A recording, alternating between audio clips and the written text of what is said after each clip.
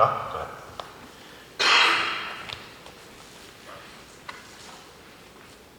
Thank you, Tracy, for that question.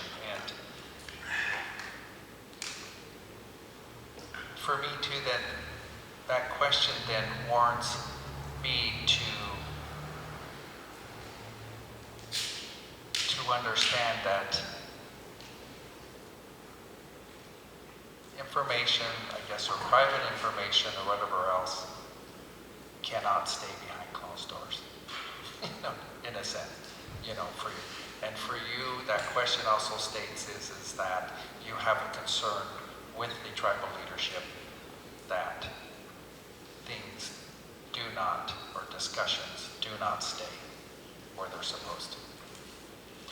And for me, one, that concerns me. That does concern me.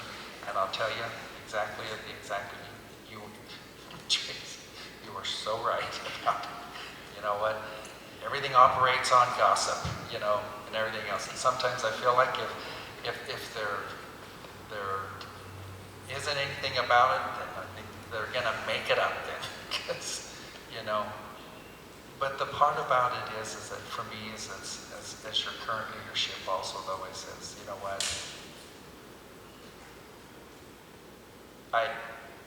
When I stepped into the position and everything else, I knew that the information I had and the stuff that either you have in executive session or you have it or it's in public forum or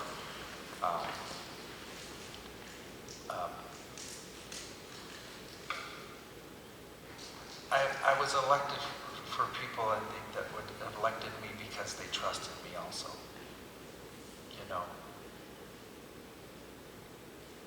And so then, and from that, and I'm not saying I don't agree with your ethics oversight committee. And for one, I know that would take tribal dollars again to actually create a new committee. There need to, so we're doing that. But it's sad that our membership has to think that there has to be another hand-slapping board that tells our membership to quit opening your mouth. And that's what concerns me of a member thinking that our leadership can't keep it where it's supposed. Can't keep the information where it's going. So I thank you for your thought that because. And I totally respect your observation of that.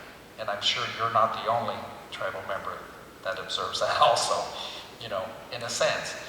So like that, and if this oversight committee is what it would take, really, to keep the information where it's supposed to be, and like that, then I do support you, Tracy. I absolutely do support you on if this is what this is needed. But I would hope that you have 9 ethical people sitting in your tribal council that, keeps information where the information is supposed to be until, and I always say until, really, the membership needs to know and comes out to a council, Wednesday night council meeting, whatever, under the business, under a business meeting, and everything too, because there are some things I think truly that information really shouldn't be leaked out if it being concerning that it, goes out further into, our state governments or into another tribe or to, to anything else that may have information that, that ends up on the 6 o'clock news, and, Well, I think more transparency in government would, take care of that. But less yeah. secrets means, less leaking. That's right. But, in the old days when we used to sit and talk and we'd go, I don't know what happened, man. These guys were so cool and then they got a council, somebody took them in the back, screwed their head and implanted chips. And, so something happens. And I know that the job seems a lot easier until you get in there. It's got to be just a culture shock. But, on that note, we know that happens. That we elect somebody who we just are like, and then they get in there and I don't know what happens. I think it's overwhelming.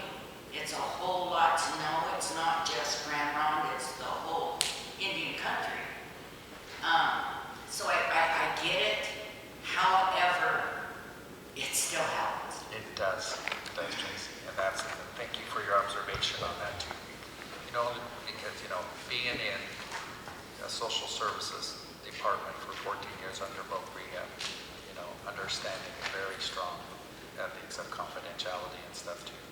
So I try to totally try to want to live. I live by that. Shouldn't try. I live by that. So, so I thank you. So John, I'm going to ask, thank you. That's okay. Yeah, thank you. So Brenda, please. So I kind of mentioned this in my opening statement, to put aside the gossip, the second-hand, third-hand, fourth-hand stories, and really get to know the candidates. I agree with you, there's gossip everywhere, there's backdoor politics, there's power struggles. I could support the committee you're talking about. However, the first thing that pops into my mind is what's going to keep them in line. You know, what's going to keep them from gossiping. And I think that for me, and John, I think touched on this a little bit, it's about personal accountability. It's about a commitment that when you get elected, you do your best to educate tribal members on what is important to them and to draw them in and help make decisions. But also you're committed to follow the confidentiality rules. I think, for me, I believe the reason why this goes on and on is because there's no consequences.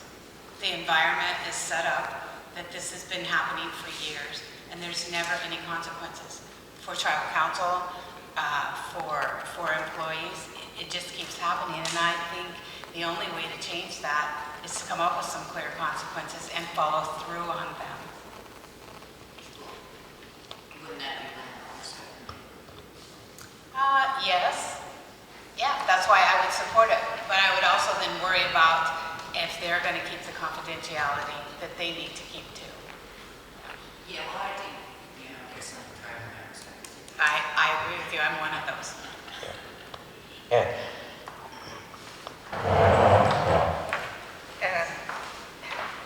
That's an interesting question. This is something that Kathleen, Tom, and I have talked about, and it's because she was at a meeting, and the Yakima Nation actually has that type of a committee that you're talking about. And they travel with council.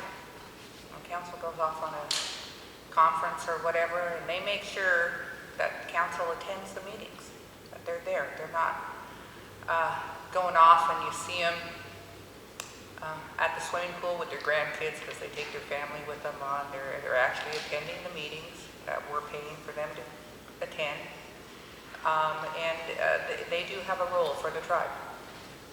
And it's successful. I would actually support that.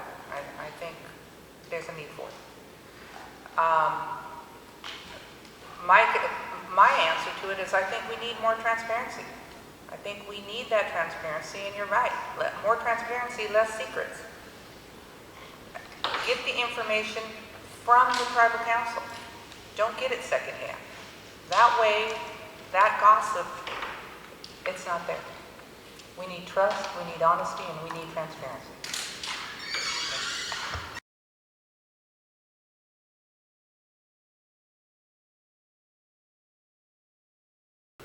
I find it very interesting that the tribal council did that because for so long, I really, during my time at tribal council, at working for the tribe, where I was supportive of growing hemp. I was in economic development, I thought we should grow hemp, and that would be a good diversification for us. But I was told it's against federal law, so we can't do that. So how can we go against same-sex marriage if the federal law says it's legal? So I believe we should be supporting the equal rights of people, and I think we should support it.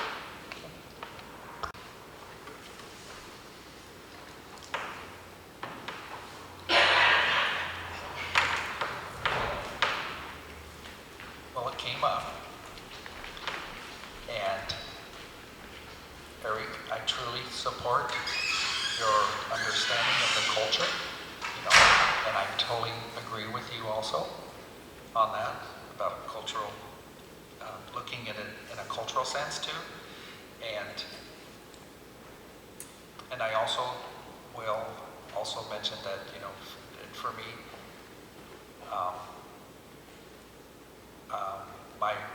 my religious belief also states that, you know, that okay, on that side, my religious belief would say that I would not support it. But culturally, humanly,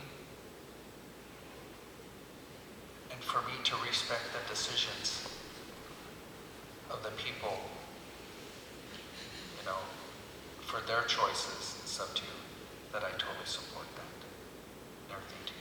It is not for me as one individual to judge anybody in what they believe in that sense. So I do want you to know in that ordinance that I did vote yes to change the marriage ordinance for that. You also look at too that in our burial ordinance stuff too, a spouse and everything too would not receive any benefits if they were not married.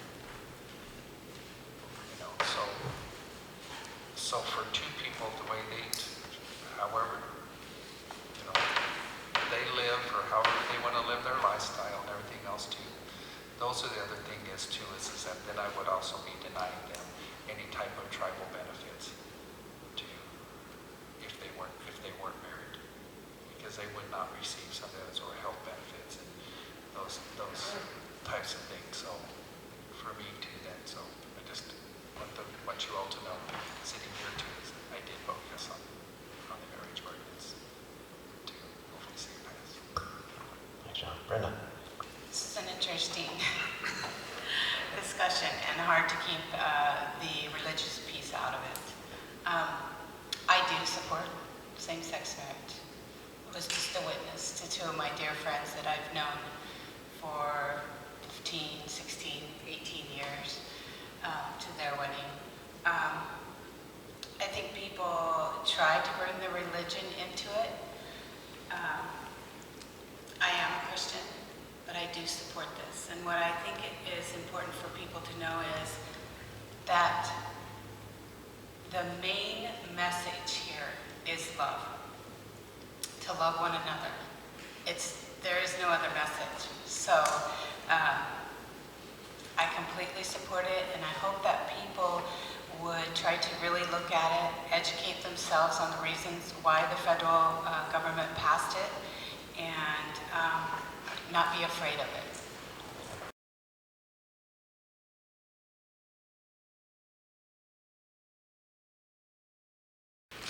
Well, I certainly don't agree with it. You know, as I believe all of us have said, transparency is key to the tribe.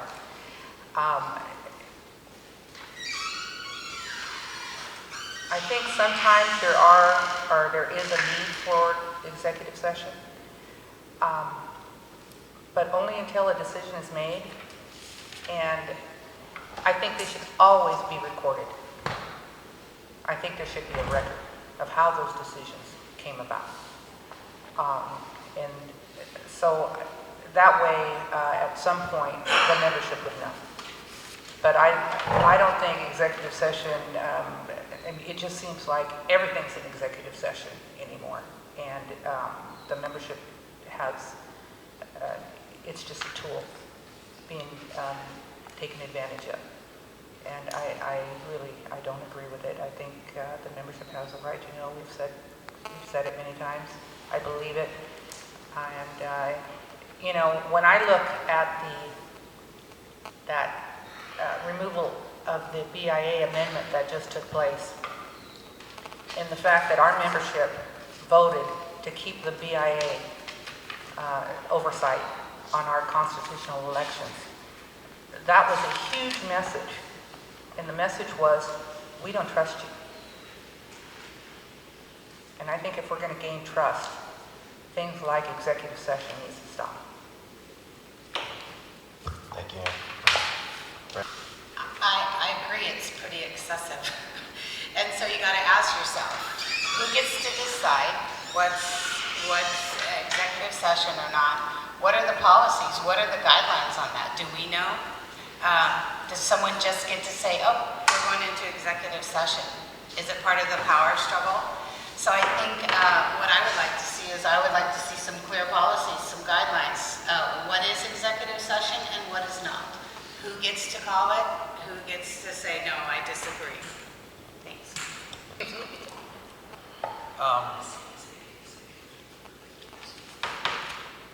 Is when you look at, when you say executive session, means that there is some type of protection of somebody. So if you're going to use names or anything else too, that is, but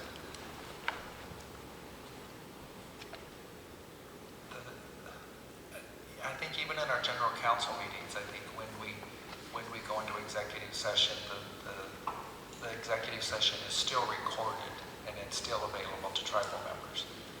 And so, just for our tribal members. And I think some of the stuff too that we do, for me, my understanding, because again, I only speak for myself today, that a lot of our recordings and everything that in our, like our LACs or our Wednesday night council meetings stuff too, it is unfortunate because I had to discuss before, it's like, well, how can we only let our tribal members view those work sessions or those Wednesday night council meetings or even our general council?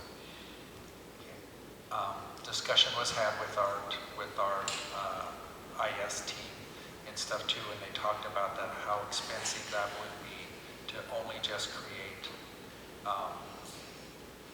privacy to our membership, because because it was discussed. And so then we, from that it would be like, does a tribe member have to have a login? Do we have to, so even though when you look at it, it is on the other end of a computer, we don't know that that is just a tribal member logging in to say that they're going to, look at that executive session like that, because I guess we'd have to say that if somebody else had the login, somebody else could get somebody else, it was that, but I think it was also the massive, I guess, cost of just getting it to our membership from that point, because then most of the thing that is recorded out there is open to the public. So it's like, so that media can log on to our meetings, the newspapers, those types of things. Any organization, anybody could watch our sessions and stuff. So I think in that standpoint, I think, because we do want it for our membership and everything, and so it is my understanding it's the massive cost, I guess, that it would take for the software and all that to be able to just try to get members so that they can just watch it, so then it would be open to everybody. So it's like, I guess they let us know that there is not like a total 100% safeguard to see that just our members could see our executive session things that are on there. So and then I think after that they are open to our membership, the answers, and once it's discussed. I think part of the concern that general council and tribal membership have is that executive session is also used to ensure that information is not shared outside of tribal council, because it could be, legal consequences could be brought to people if they were to share information that was shared in executive session. So can you guys speak to that? Like enrollment or anything. And so the excessive use now, it's gotten to the point where almost everything is an executive session so that the tribal membership won't know. That's at least my perception. It's almost intended to squash transparency and squash the ability of tribal members. Not the general public. I agree that you want to have some controls, although I will argue that if we have a model tribal government why wouldn't we want the rest of the world to see what we have to do? And if we're doing everything on an ethically manner and we're doing a great job, why wouldn't we want the world to see us what we're doing? I would be wanting to shine a light on it and take credit for what a great job we're doing. I think the bigger concern in Angie's question is that the executive session has become a tool to keep the tribal membership in the dark so that we don't know what's going on. So quick follow-up from each of you, defining the question a bit. What would you define as being legitimate executive session, and what should not be executive? Or I guess, how narrow would you define the use of executive session? All right, and Ann, if you just want to speak to the general topic, that's fine too. Okay, yeah, I just wanted to follow up on that. And correct me if I'm wrong, but, and Chris, you can assist with this as well, but I'm talking about the work sessions. I'm not talking about the tribal council meetings that are recorded. And That's what I was talking about too, Yeah, yeah. they are not recorded, and I think that could be a double-edged sword, because if we ever needed to go back and look exactly what was said to tribal council, what made tribal council make that decision, there's no record. And I've seen so many times where people, because I worked there, would go up and say something, you remember, you said this. I was in that meeting, they didn't say that, but it steers a thought in their head, and since there's no way to look it up, to verify it, because there's no record. What led tribal council to make that decision? Were they misled? Were they told inaccurate information? There's no way for you to go back and look. You just made a decision based on what somebody told you. So real quick to the candidates, to my follow-up, would you, as if elected or re-elected, try to limit the use of executive session to situations when it's really only absolutely necessary? Now, I don't know if council now votes on that or if they just kind of fall into executive session, but I would encourage the tribal council to at least put a vote so that we would know, okay, of the 9, 4 thought this was necessary and 5 thought that it wasn't, then we go into executive session. I think right now it just kind of happens, it sounds like. So, John? Yes, thank you, Brian, for that too, and it's, and I support that question for you to limit, that excessive use and making that, and it does call for a vote to go into executive session too, so that is part of it, so that at least 5 people have to agree to going into executive session. And I think sometimes, you're right, usually it may become a legality or something too, so in that sense, I guess, depending on what the topic is being discussed of that too, so, but I do agree with limiting the excessive use of, I truly do in that sense, because like you said, it does go back to the transparency of this leadership, and and it being recorded or documented on who said what. That's it. So I thank you for that question, and support that. Okay, Brenda. I definitely support limiting executive sessions. I think we have a serious trust issue with tribal council right now. So why wouldn't we do that? Why wouldn't we record everything we did? Why wouldn't we take every step to try to build that trust back with the general membership? Not only executive sessions, but the committee sheets, the ATPs, everything. Limit the use of the executive piece. Thanks. And one final thought? Well, I kind of feel like I keep repeating myself because I've been saying this. This is my message. We need transparency. And executive session is, and I've said it before and I'll say it again, it's nothing but a tool. And as I stated, I think it could harm us in the long run because there is no record. So, tribal council makes a vote. Why did they make that vote? No record. Thank you. Thanks. So final question from the PAC. And this is one about your campaigns. I think it's a well-known fact that there are 3 candidates that are running as a slate together this year. And if history or last year's any indication, they do have quite a bit of support that will be very difficult for the remaining 5 candidates to compete. Those 5 remaining candidates are very strong. You 3 and the other 2, Cheryl and Kathy, are very, very strong candidates that will get multiple hundreds of votes, each of you. The concern the PAC has is with 5 strong candidates that are not running as a slate, and 3 that are very strong because of their allegiance and their campaigns that are running together.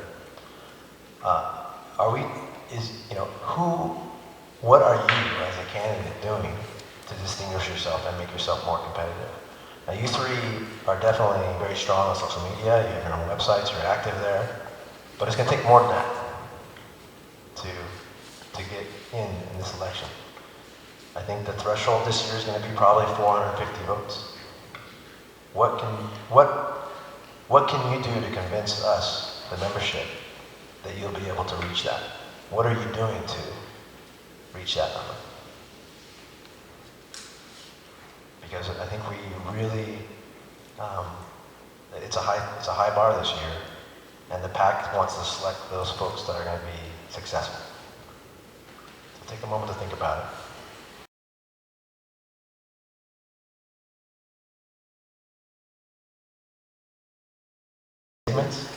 But we at the PAC, and our membership at the PAC, have discussed this, and we're really trying to figure out among the highly qualified candidates that we have this year, who's most electable.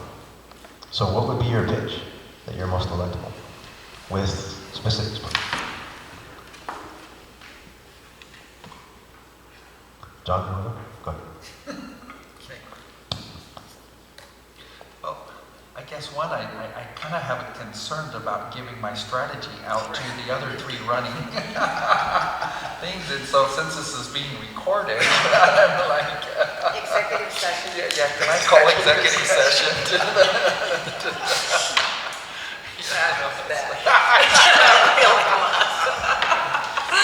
Sorry, thank you for doing that. I thought that was a good one, but... so... Well, John, Right, that is a difficult question. I mean, to really answer that, because you know what, the other ones, because they go on, and so now they're going to be viewing this recording, and so. well, I I wouldn't give them any good tools or good ideas. That, no, and I guess the point I'm making is the PAC has a difficult choice to make. You guys are making it very hard on us to decide which of the 3 out of 5 really, because the other 3 candidates, let's be honest, they don't participate in these forums, they choose not to, which eliminates we don't vote for them because they don't even participate. But you 3 plus I know Kathy and Cheryl, they would love to be here, and they would really engage. And it's going to be, our membership is going to have a very difficult decision, and so I think convince us that you're the one that's going to get elected. Don't have to give away your secrets of what it is you're doing. But convince us that you're going to get elected. Okay, so then maybe I can answer it this way then. I think that you should support the 3 people that showed up for your forum. That may very well be. We do. Sorry, I mean, I guess if we're the only 3 that thought it would cared enough to come to the PAC and voice our concerns for the membership and voice that. Yeah, that's true. So the PAC, in the past, we've always required that the candidates participate in all 3 of our forums. Hopefully you 3 can make the other 2 that we have. And that would mean that we support you all. But at the same time, how the PAC members vote for the PAC is not necessarily how we vote as individuals when it comes to tribal election time. And we don't force our members to vote for the way the PAC endorses. Exactly. It's a very personal decision, each of us have that, but me personally, I want to vote for the three that are going to get elected, you know? Thank you, Brian, and I appreciate that. And I was just trying to help make your Your decision a little. cultural ties, the cultural ties and things that we do make you very electable. Thank you, Tracy. I know. Thank you, Tracy. Here's my answer. And really, she is. She'd make a wonderful campaign manager too. So I mean, but thank you. I was just trying to make it easier for Brian for his decision. But that was like, so. But and I think that's thank you, Tracy, for that. But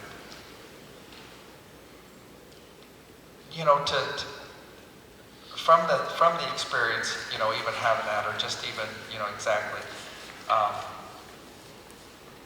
as a tribal member, you have, and we voice it, we voiced it here today, our membership. It is our membership, If that isn't your reason to want to be a tribal leader, and I think if any other agenda ever rises above that, then for me, and I've said it before, and I've said it to people before, then I said, then you're running for the wrong reason. That absolutely has to be it. I was born during termination. You know what? My father was born at the time that, that it was not popular to be Indian. So it wasn't, if it wasn't for my grandparents and stuff too, and the elders and the people that I grew up with here that still, hiddenly spoke their language, still talked about the old ways and everything else, and I truly do that, is that, it is the cultural identity to do that, and to even help our younger generation and stuff to truly understand, of their identity and of who it is, and to be proud of that, and to, he said, and to wanting to speak their language, to know their traditions, but also to, to listen to our elders. That is absolutely, something that anybody that truly believes and has a heart of culture and stuff too has to be a foundation of who they are. And that's exactly what I want to bring and everything to keep to stand up for my character, and to know how I was raised, but also to instill everything else and keep my morals and values, of me, of who I am, and so too. And if that's it, and everything else, and always saying that, because I'm a nice guy, but I'm sorry, but there are times, and I will put it on the video here also, that I've even found myself cussing at sometimes.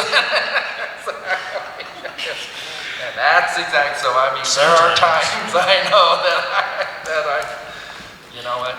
that I've tried to, but those are sometimes because it's because of the passion and stuff too, that you have when you sit in that seat of leadership, and that's it. And I truly want to believe that this is who I am, and this is what I stand for.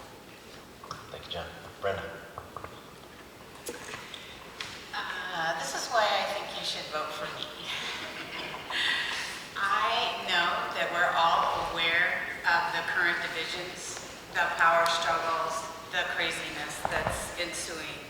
I know that it's not working. It's just not working the way it is currently. So from the beginning, I have ran as an independent candidate. I have no political agendas. I have no vendettas. I'm not here to wipe somebody out. I'm not here to try to push my way on the tribe.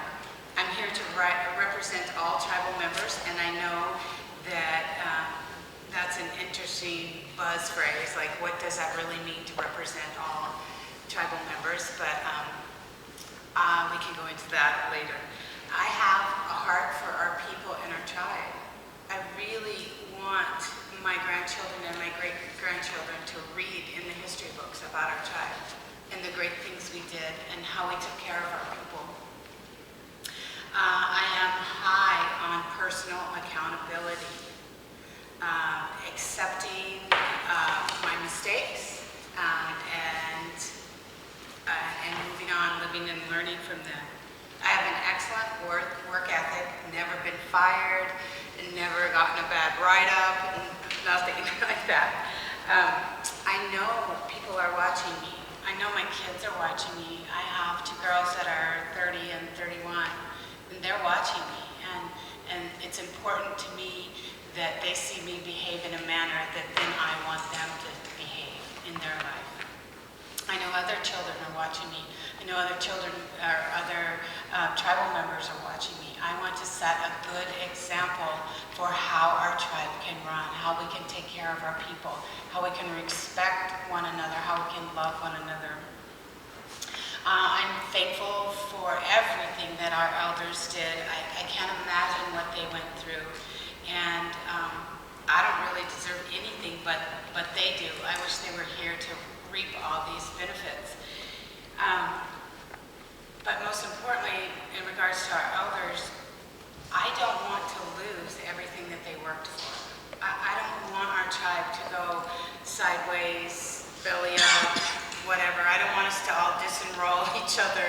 I don't want to self-terminate ourselves. I don't want to give everything that we worked for back to the United States government. I want to work. I think part of the problem that we're having right now is I think we're not sure who we are as a tribe. You know, sometimes some people talk about culture, some people talk about investments. You know, are we a tribe that really cares about our culture and wants to bring it forward? Or are there members who think, you know, culture's not important anymore or whatever? I think we need to sit at the table and decide who we are as a tribe, what is important to us. And like I said, I'm an independent candidate. I think that gives me a leg up because I'm not already connected to another team or side or whatever. I think I have the ability to come to the table with an open mind, to listen to people, to listen to every angle, and I will never stop learning. I'm a lifelong learner, so I think that I am the best candidate. Brandon. Ann. I need to clarify, Brian, was that a question or is this our closing statement? It is the last question, so you can use this as a closing statement too, but please do try to address the question of what makes you the most likely candidate to get elected. I don't mind sharing what I'm planning on doing and what I am doing. I am reaching the people. I believe that this election is going to be won by the new voter.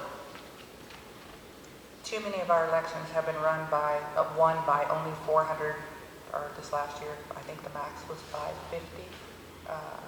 I'm not sure, I don't have the right exact numbers in front of me. But we have a lot of members who are frustrated, and they just don't even want to get involved. And so that's my goal. My goal is to reach as many of the families as possible and let them know that this is not a time for popularity. This is a time to vote for who you think is most qualified to take our tribe into this unknown future that we're facing right now.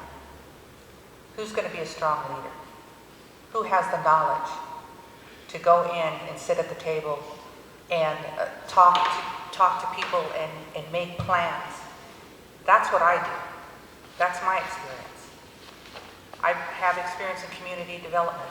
I have experience in investment, finance. I also have experience in culture. I was raised during a time of termination, but I was raised on the Yakima Indian Reservation. My family was brought back here to Grand Round because we had my grandfather, Wilson Bob, lived here. So my culture is deep in my veins. And so I have a respect. I don't think we can plan for our future unless we consider our past. I truly believe that. I believe I'm very electable because I have plans. I do research. I'm a research kind of person. I do due diligence. I don't base my vote on because somebody came to the table and told me so. I don't take things at face value. I want to know why are they telling me this. And I will always be an advocate for the people. I consider myself a voice of the membership. And I believe I'm proven in that area. I've always spoke for the membership and I always will. Thank you. So does any of the candidates want to have one final statement at all? You know, that question was broad enough to where I think we heard a little bit of a closing statement from folks, from all three. So I'll invite any final words if you guys not. Otherwise, we will have on the third forum a bit of time for you to really kind of wrap up. We're going to have a new set of questions next weekend in Portland. The venue is going to change. PSU, unfortunately, is having a conference that's going to take over the Native American Center, so I'm looking for a new venue. Possibly NEA is going to be the venue next Saturday at noon. But more to come this week. Look on Facebook for a posting of where that will be. I invite these three back, and the other candidates can all come. The PAC does require for our endorsement and our financial support that folks participate in all three. So if we can't get all you three to attend all three, there will probably only be one or two that will ultimately get our financial support. We will still allow the PAC membership to vote on who we endorse, but the financial support is definitely tied to participating in the forums. That being said, if we don't utilize our funds, we roll it forward to the next year. And again, these funds are used for the rental of this organization. There's food for folks to grab on their way out, so that you can grab a bite to eat before heading to the powwow. And just some cookies and water as well. I encourage you to grab something, maybe hang out and mingle for a little bit. But let's give these folks a round of applause. They did a great job.